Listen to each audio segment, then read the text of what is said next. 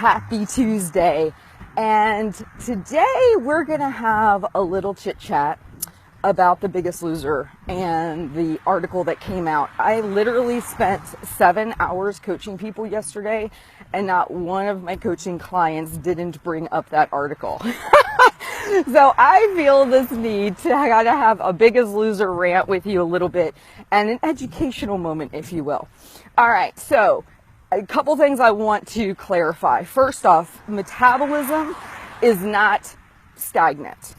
The metabolism you have today is not the metabolism you had 5 years ago. It's not the one you'll have in 20 years.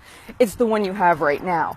The good news is that metabolism can be changed for positive or negative. What that means is that those contestants maybe have an abnormally low metabolism right now, but it doesn't mean they're plagued with that for the rest of their life. There are things they can do that might be time consuming and tedious to increase their metabolism, changing their diet, changing the way they're working out, slowly increasing their calories over time, have all been proven ways to get people's metabolisms back up after they say have been through an extremely low calorie deficit for a long period of time. Likewise, if you lose 200 pounds, you now are not going to have the same metabolism you did 200 pounds ago. It's just not possible. So this idea of being broken is a false idea. Can you maybe have a lower metabolism even after doing everything right than somebody that is your same age, height, weight, and has never in their entire life been on a diet? Yeah. But we're not talking huge, crazy, drastic numbers. We're not talking like a 50% difference. We're talking, 10, maybe 20%. But it's one of those things that it's a trade-off. You had to lose weight. You had to do this. It's not going to be you broken for the rest of your life. You can fix your metabolism. Now, the next thing I want to talk about, now that we cleared that one, is I want to talk about the negativity. Okay. You have got to protect your mind like you would your body. Would you walk out in front of a speeding train and think that all was going to be great? Or do you realize that your body's probably going to sustain injury? It's the same thing with your mind. If you choose to take in an article that's all about the negative, it's telling you all the things that went wrong, it's showing you these people and how they quote unquote failed. If that's what you choose to take in, no wonder you're gonna feel down about the process. So here's how you want to handle this. And I stopped watching The Biggest Loser while I was losing weight for this very reason, because it wasn't motivating to me in the same way it had been when I went about it all the wrong ways. So the thing I want you to start to ask yourself is this: how does this help me? Be selfish. Don't think that everything that people put out is going to be to help you. How do you know? Do they give you things to do that will help you? If all of it is, oh my goodness, look at what happened to these poor people and this is how they broke themselves. Oh yeah, have a great day. And that's the extent of the conversation. The question, the looming question should be, what did we learn from this? And what could you do differently to get to a healthy body weight and not have all this happen to you? And then they would link to people like me who have maintained their weight loss since 2012 and say, how did this person do this? How is this possible? Why did they not do that? Does anyone question that? I think the reason they maybe don't want to do that is because that wasn't the purpose of the article. The purpose of the article was to get people to read it, was to get click-throughs, was to get publicity, and it won on that front.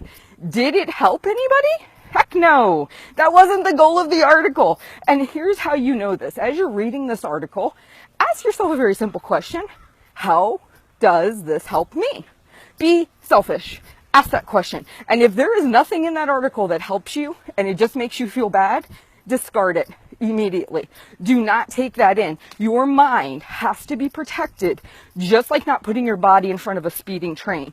Your mind is your strongest weapon in this war on getting to a healthy body weight, okay? The next thing that I want to bring up is this idea of realistic. When we do not realistic things, then there's going to be unrealistic outcomes that happen. So these people went on an extreme deprivation diet. They were not, in their normal lives doing their normal things. They lost weight in a very fast way. And all of that has repercussions. You can't do things in a very abnormal way and think you're going to have a normal outcome. And so you have to ask yourself, going back to the show from this week, what am I willing to do for the rest of my life? How can I live in a way and eat and move that I will keep up with to get to a healthier body weight? Now, I'm going to tell you this. This is important. I lost 170 pounds, and I will tell you there is not one day that I did anything so awesome, so exciting, that it would have been worthy of being on The Biggest Loser. It was as boring as hell, honestly. And that's how it should be. It should not be something that you sit there and go, what happened this week? You would have been watching boop, boop, boop, boop, boop. Oh, she stayed the same this week. Boop, boop, boop, boop. She only lost 0.2. Okay. That is what reality of weight loss, reality, not falsified reality really looks like. And I think this is important to clarify because it's easy to sit there and think, because these look like real people and it's supposed to be reality TV, that it is reality. It is not reality. It is sensationalism. Just like that article was for sensationalism. It is to grab your attention, to get you to read it, to get you to pass it on, and they achieved their goal. It is not to help you. It is not to educate you. And if it's not to help you or educate you, then discard it. Protect your mind. Realize that weight loss is possible. Their metabolisms are not permanently damaged. Your metabolism isn't permanently damaged. It is not fixed. It can always be changed. And realize that the goal in all this is not to lose weight in an extreme way to have an extreme outcome later. It really is to learn how to eat in a way, move your body in a way to where you can sustain what it is you're doing. So when I come across articles like that, I don't give them the time of day. I'm not going to be overly sharing them. I'm not going to spend too much time. As a matter of fact, I've tried avoiding it. People are like, please, Heather, please tell us what you think. What I think is that your attention would be better focused, not reading articles like that, and it would be doing food prep, going for a walk like we're doing right now. It would be helping somebody, helping yourself. It would not be getting sucked into a negative spiral about things that really are not shocking at the end of the day. And to be honest with you, are things most of us will never encounter. How many of us are ever going to be on the ranch? Honestly. I mean, if you lose weight, you're going to do it in a very slow way. Or even if you did it a little bit faster, it's still not going to be under those conditions.